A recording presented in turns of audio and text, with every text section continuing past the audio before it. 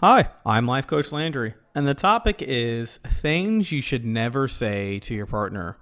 Look, everyone's entitled to their feelings, whether we agree with them or not, but these remarks, whether delivered with good intentions or not, are virtually guaranteed to antagonize your partner, and the likely reaction to such ill-chosen expressions will range from silent treatment to explosion of frustration over your apparent lack of empathy or understanding. Now, this doesn't mean whenever I say the word understand or empathy, you usually think of the woman. Women get just as frustrated and over the top and don't practice empathy or listening or understanding towards men. So this is both for men and women.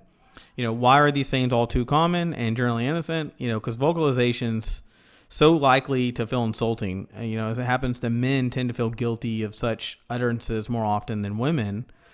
But I'm going to discuss some of the things here soon, and I think you'll recognize how the receiver, perhaps yourself, is apt to take each of them as critical, unsympathetic, or invalidating, if not downright dismissive. I'll explain why this is so and suggest that probably impelled you to or your partner to say them in the first place, and offer an alternative response that would help settle rather than inflame a tense situation.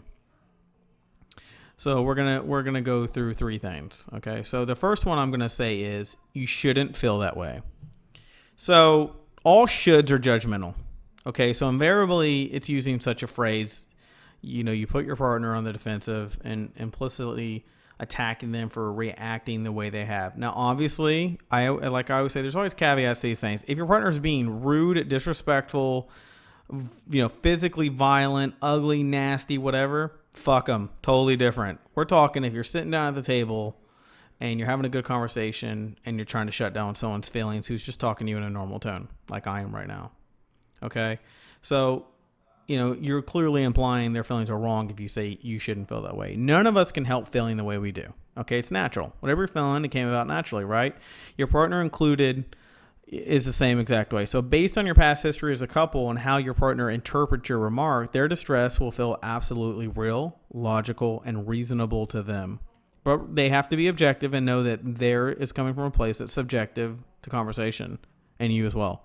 So then tell them not to feel that way. It's like, waving a red cape, at a bull, leaving them offended almost to the point of feeling taunted or mocked. Okay. And no, you may not have had such intention, but still your partner's emotional response is altogether valid and deserves and needs to be empathized with if you want to resolve the problem. So before it gets questioned, so if you're alarmed by your partner's reaction because it doesn't square with what, you're trying to say at least, or you meant to communicate, what's required is that you ask them to specifically, just what they heard you say.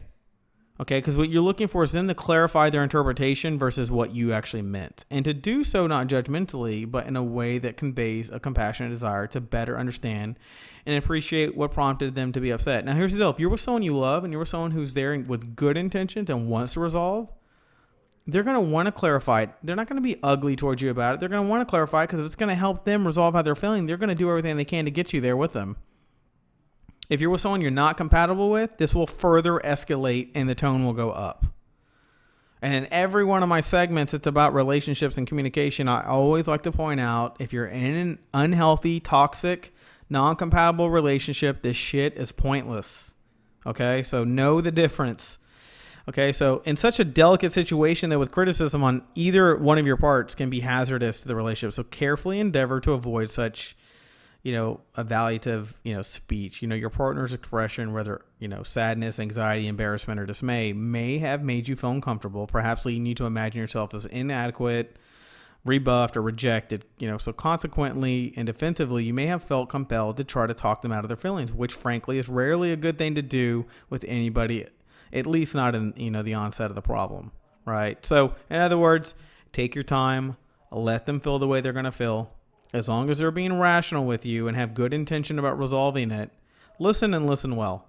And if you think you say something and they're misunderstanding, ask them to repeat it back. Not repeat it verbatim, but repeat what they're getting from what you're saying. Okay? Verbatim and stuff like that's for fucking lawyers. Don't get all technical on people. Don't try to memorize every word. Be smart. Read between the lines. If someone cares about you, get what they're trying to say overall, not every single word that came out of their mouth. Okay? People that are like that are looking for fucking drama. Toss those people. Good people will just listen to you as a whole and not verbatim every fucking word that comes out of your mouth. Okay. Number 2, you're being too sensitive, what men usually say to women, or women saying to men, you're angry right now. Why are you being so angry? Either one of those comments is extremely dismissive. Okay. This insensitive retort also, connotes a demand. Like, don't be too sensitive. Why are you being so angry? Stop being so angry. Put somewhat differently embedded in this remark is another critical should. But as a matter of fact, we're all just as sensitive as we are, right? So given our particular biological blueprint and the sum total of our past experiences, I would say there's 3 parts to everybody, right? There's your genetics, your environment, and the unknown. Genetics is what you come from. Your environment's currently what you're doing, and the unknown's where you're going. So it's really foul to play for you to disparage your partner for reacting as strongly as they did. Like I said, as long as it's not disrespectful or ugly. When someone's harshly judged for being upset, it can feel like an assault on their identity during the moment. So additionally, for you to declare your partner too sensitive or too angry is to tell them their feelings are mistaken and not adequate to the situation. Okay? And depending on the context and the presumed authority in your tone, those words might push your partner to feel weak or defective for having reacted in such a manner. So not only is this statement plainly cold or unsympathetic, it's also disconfirms, or what's a better word, delegitimizes their reality as though they were coming from a place that's completely unwarranted and makes absolutely no sense. That's basically throwing salt on a wound for somebody when they really have something they need to talk to you about. So consider again that you may be negative in the way you're reacting to your partner's hurt feelings, because even though you may not be consciously aware of it, their expression of sensitivity or anger is making you feel guilty. If you experience a reaction as critical, however obliquely it's being done, their display of distress, an attack, you may feel driven to justify yourself. Don't. Okay? Have a two-way conversation instead. What's necessary in such situation is that you grasp your partner's emotional experience from their, not yours, point of view. I tell some of my clients I work with it and deal with in such frustrating situations that the first thing to do is seek compassionately to understand a partner's reality that may not be yours. Okay. And if they can't figure this out on their own, to simply ask what caused their partner to become so upset in a tone or angry can clearly indicate caring or concern rather than criticism. So think about that. Number 3 is going to be don't cry, or don't just walk away. Okay. Many, if not most of us, react adversely when a partner begins to cry or get so frustrated that they want to walk away. We can show awkwardness, embarrassment, annoyance, anger, and that they're so overwhelmed, distressed with feelings of tears begin to flow. Okay. So, think about it. Consider here that one, in our culture of men, learn that it's important to, subdue or more accurately suppress these kind of expressions of tender vulnerability. And females' feelings are, genetically speaking, and partially because men generally have a higher testosterone levels than women, men simply don't feel their feelings as intensely as women do. That's a fact. Okay. Now, doesn't mean that men don't have their own version of intensity, which testosterone turns into anger. Okay. And a woman's estrogen turns into, tears half the time.